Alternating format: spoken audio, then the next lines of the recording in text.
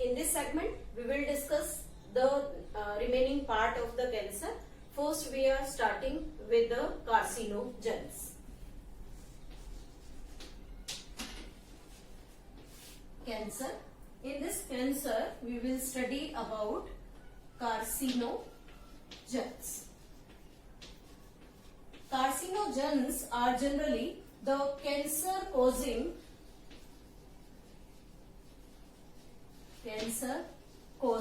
agents, and these carcinogens can be classified into three different groups. First is the chemical carcinogen, second is the physical carcinogen, and third is biological carcinogen. तीन different groups में हम carcinogen को classify कर सकते हैं. So first हम यहाँ पर ले रहे हैं chemical carcinogen. In this chemical carcinogen we can consider tobacco as well as betel chewing. Betel chewing means tobacco और बीटल च्यूइंग से जनरली ओरल कैंसर के चांसेस इंक्रीज होते हैं. Oral cancer. उसके अलावा अगर हम हैवी स्मोकिंग की बात करें तो हैवी स्मोकिंग से generally oral cancer, lungs cancer भी हो सकता है. और ऐसा क्यों है? बिकॉज टोबैको के अंदर एक केमिकल कंपाउंड प्रेजेंट है that is named as the nicotine, and this nicotine is much dangerous compound that will cause the different types of cancers in our body. इसके अलावा और भी कोई ड्रग हो सकती है या कुछ भी other chemical carcinogen will affect our body's normal growth, and the cell will rapidly divide to form an abnormal growth or uncontrolled growth in the body, which leads into the formation of a tumor. Now the second one is the physical carcinogen. In this physical carcinogen there may be X-rays, maybe the cosmic rays, we can say the UV radiation also, UV rays. These have the negative impact on our body and they may cause the different types of cancer in different parts of our body. Next आता है biological agent. Biological agent पे हम अगर बात करें तो that is oncogenes. Oncogenes means the cancer causing genes. Cancer causing genes, as well as we can take oncovirus. Oncovirus means cancer causing virus, जैसा कि हमने लास्ट वीडियोस में स्टडी किया है HIV in AIDS. These are different types of the biological agent. So these are the different carcinogens which cause the different types of cancerous growth in our different body parts. Next आता है कि हम इस cancer का detection कैसे कर सकते हैं. Cancer detection. कैंसर डिटेक्शन के लिए डिफरेंट टेस्ट परफॉर्म किए जाते हैं. जैसे सबसे पहला अगर हम बात करें तो blood examination. Blood examination. This blood examination is performed for the examination of the increased in blood cell count. जैसे हमने लास्ट वीडियो में बात की थी leukaemia, that is a type of blood cancer which always occur in the WBCs. और जब हम blood examination perform कराएं और अगर हमें उसमें WBCs का नंबर नॉर्मल रेट से ज्यादा इंक्रीज मिल रहा है और डे बाय डे वो कंटिन्यूअसली इंक्रीज हो रहा है, तो हम कह सकते हैं कि ऐसी कंडीशन में the person is suffering from the leukemia और the cancer of white blood cell. So simple blood examination से ल्यूकेमिया की स्टडी की जा सकती है, या ल्यूकेमिया को इन्वेस्टिगेट किया जा सकता है, डिटेक्ट कर सकते हैं. सेकेंड हम कहते हैं FNAC. FNAC. This FNAC is a type of test or the detection which is taken from the cyst और ट्यूमर. मीन्स किसी भी स्पेसिफिक बॉडी पार्ट में या कोई सिस्ट है या ट्यूमर है तो उसमें इंजेक्शन के थ्रू एक जो उसमें पल्प या हम कहें कि जो उसमें पस बना हुआ है उसे हम वहां से निकालकर उसका इन्वेस्टिगेशन करा सकते हैं वेदर दिस सिस्ट और ट्यूमर इज कैंसरस और नॉट। तो इससे भी डिटेक्शन इजीली किया जा सकता है। नेक्स्ट थर्ड आता है CT scan. CT scan, CT scan में जनरली एक्स रेज का यूज किया जाता है and these X rays gives three dimensional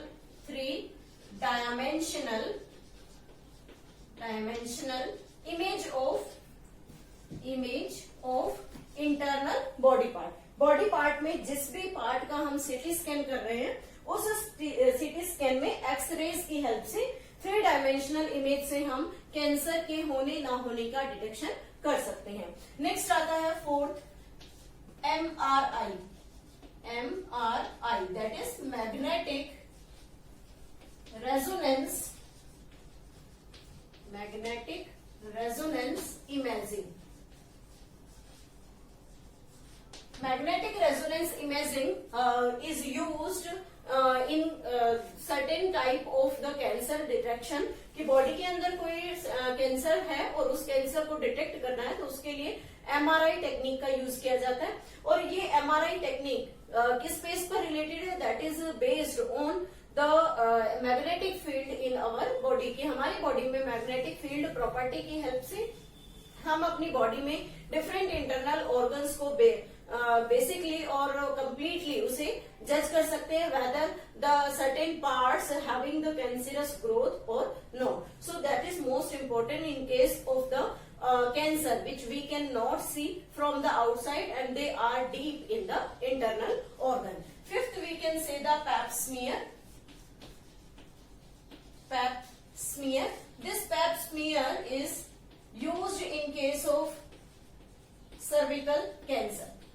females में सर्विकल कैंसर के चांसेस इंडिया में बहुत ज्यादा है, तो उस सर्विकल कैंसर को डिटेक्ट करने के लिए सर्विक्स से जो वहां वेजाइनल फ्लूइड है या जो पैप है उस पैप स्मीयर को टेस्ट करके सर्विकल कैंसर का डिटेक्शन इजीली किया जा सकता है। तो these are different types of the detection techniques for the cancer. Now the next one is the treatment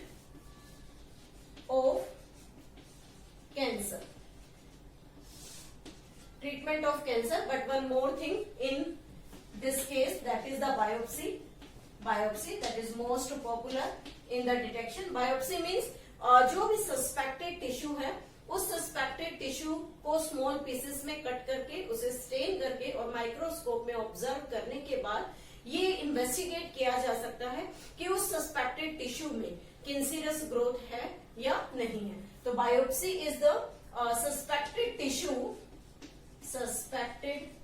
tissue cut into pieces then stained and observed under microscope and this type of procedure is known as the histopathology। Histo means the tissue segment, pathology means investigation of different types of growth in that specific tissue। So this is the most important which is used commonly for the detection of different types of cancers। Now the next we are taking here the treatment of the cancer। Treatment में अगर बात करें तो सबसे पहले हम देखते हैं सर्जरी। माइनर सर्जरी के थ्रू या मेजर सर्जरी के थ्रू जो कैंसरस ग्रोथ है उसे रिमूव किया जा सकता है। Cancerous growth removed by the surgery। Second, we can say that the radiation therapy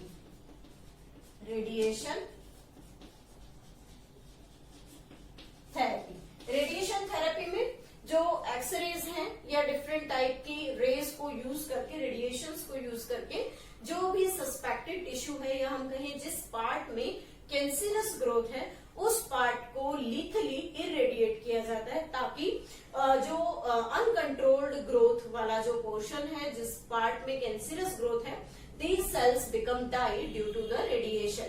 but इस प्रोसीजर को करते वक्त काफी सावधानी, प्रिकॉशंस लिए जाते हैं कि जो नॉर्मल सेल्स हैं उन्हें कोई भी इफेक्ट या नेगेटिव इम्पैक्ट उस पर ना हो. तो इसमें हम कह सकते हैं radiation therapy, the X rays used to irradiate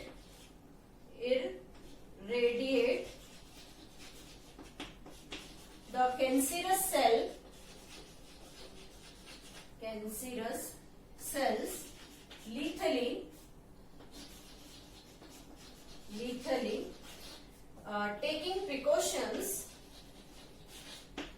taking precautions of normal cells. Normal sales को ध्यान में रखते हुए उन सेल्स जो कैंसरस सेल्स हैं उनको इरेडिएट किया जाता है, और उसे इतना इरेडिएट करते हैं कि वो lethally means they will die, कि उनकी अनकंट्रोल्ड ग्रोथ है जो कंप्लीटली खत्म हो जाए. कीमोथेरेपी में अगर बात करें तो कीमोथेरेपी में certain chemotherapeutic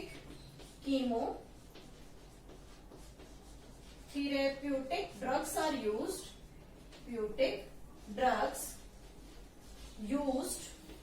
to kill cancer cells. Chemotherapeutic drugs में जनरली जो कैंसरस सेल्स हैं उनको किल करने के लिए सर्टेन कीमोथेरेप्यूटिक ड्रग्स दिए जाते हैं. इसमें हम एक एग्जांपल ले सकते हैं Taxol, that is given for the killing of the cancerous cell. Fourth one is the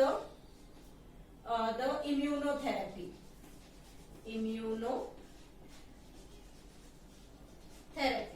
Immunotherapy में जनरली monoclonal antibodies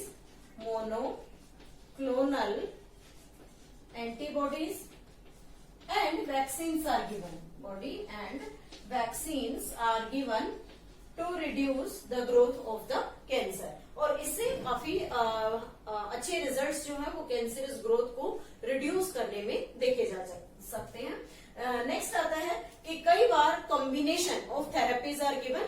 कॉम्बिनेशन में अगर हम बात करें तो there may be the radiation, may be the chemotherapeutic, may be the immunotherapy.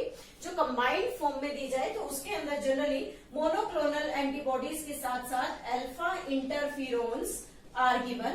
और ये अल्फा इंटरफिरोन्स क्या करते हैं, बॉडी के अंदर जो कैंसरस ग्रोथ में जो पर्सन है उसकी बॉडी में इम्यूनिटी को, उसके इम्यून सिस्टम को एक्टिवेट करते हैं. Alpha interferons helps in activating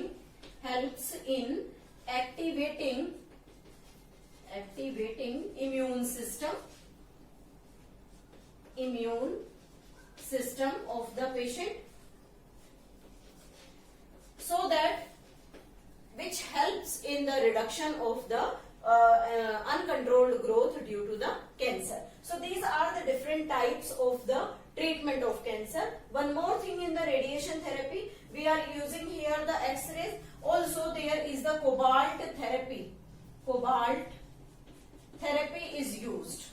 Cobalt therapy is used to irradiate the cancerous cell.